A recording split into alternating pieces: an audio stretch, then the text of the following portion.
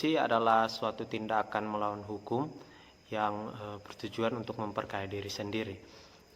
Korupsi ini telah marak terjadi di Indonesia dan tergolong menjadi suatu tindak kejahatan yang sangat luar biasa karena dampaknya yang sangat luas pada aspek pembangunan dan dapat membuat rakyat menjadi sengsara.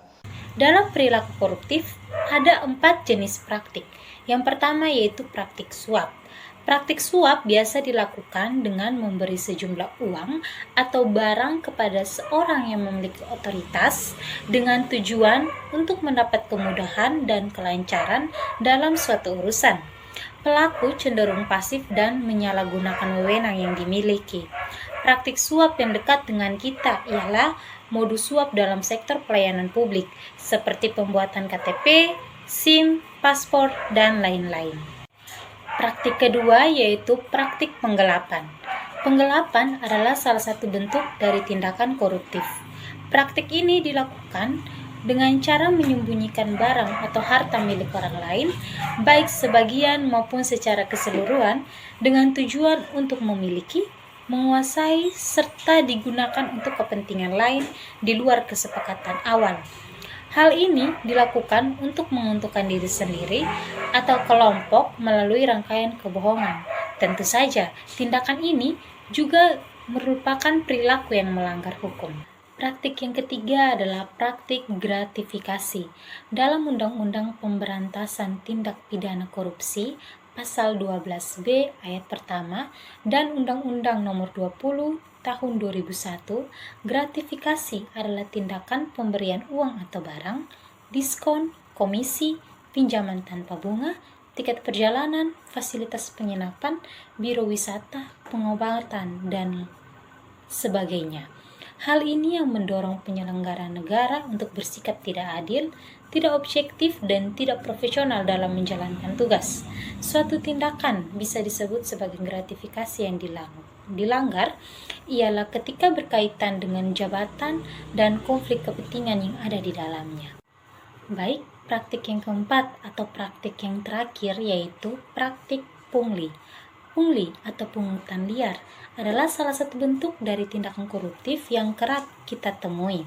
Pungli sendiri merupakan perbuatan yang dilakukan oleh pelaksana pelayanan publik dengan cara meminta uang di luar ketentuan resmi. Perilaku pungli dapat merugikan masyarakat dan pemerintah yang dalam konteks pelaksanaan pelayanan publik, meski tidak merugikan keuangan negara, namun praktik pungli sendiri merupakan tindakan yang tentunya melanggar hukum. Untuk itu perlu ditanamkan nilai-nilai anti korupsi, yaitu antara lain yang pertama aspek inti, ada kejujuran, kedisiplinan, dan tanggung jawab. Yang kedua ada aspek sikap, yaitu keadilan, keberanian, dan kepedulian. Yang ketiga yaitu adalah aspek etos kerja, yang di dalamnya ada kerja keras, kesederhanaan, dan kemandirian.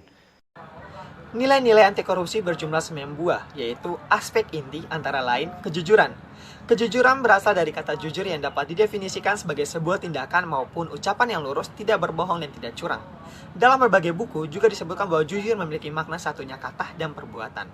Jujur merupakan salah satu nilai yang paling utama dalam anti korupsi karena tanpa kejujuran, seseorang tidak akan mendapat kepercayaan dalam berbagai hal, termasuk dalam kehidupan sosial.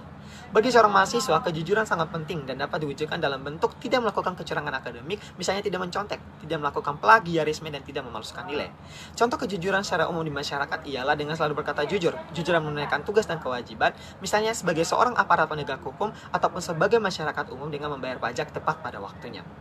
Kedisiplinan, definisi dari kata disiplin ialah ketaatan atau kepatuhan kepada peraturan. Sebaliknya, untuk mengatur kehidupan manusia memerlukan hidup yang disiplin. Manfaat dari disiplin ialah seseorang dapat mencapai tujuan dengan waktu yang lebih efisien. Kedisiplinan memiliki dampak yang sama dengan nilai-nilai anti korupsi lainnya, yaitu dapat menumbuhkan kepercayaan dari orang lain dalam berbagai hal.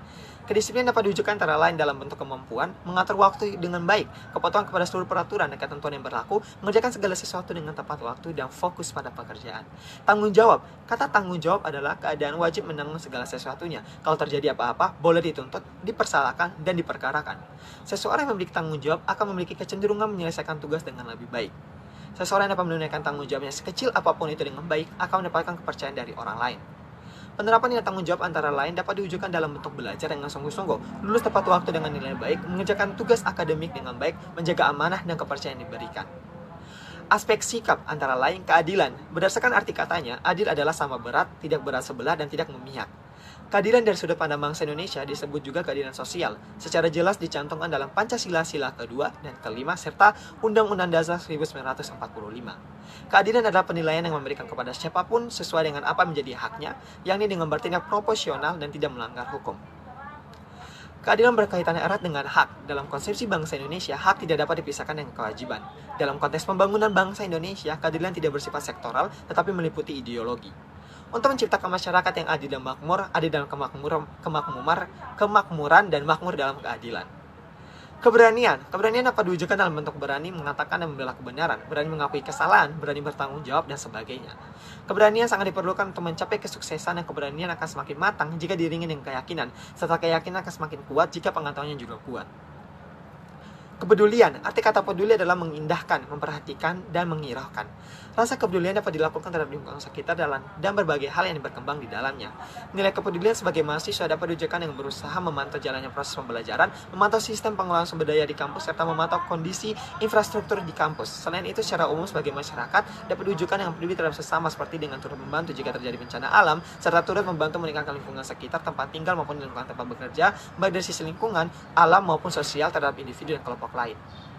Berikutnya aspek etos kerja, antara lain kerja keras. Kerja keras didasari dengan adanya kemauan. Di dalam kemauan terkandung ketekanan, ketekunan, daya tahan, daya kerja, mandirian, keberanian, ketabahan, keteguhan, dan pantang mundur.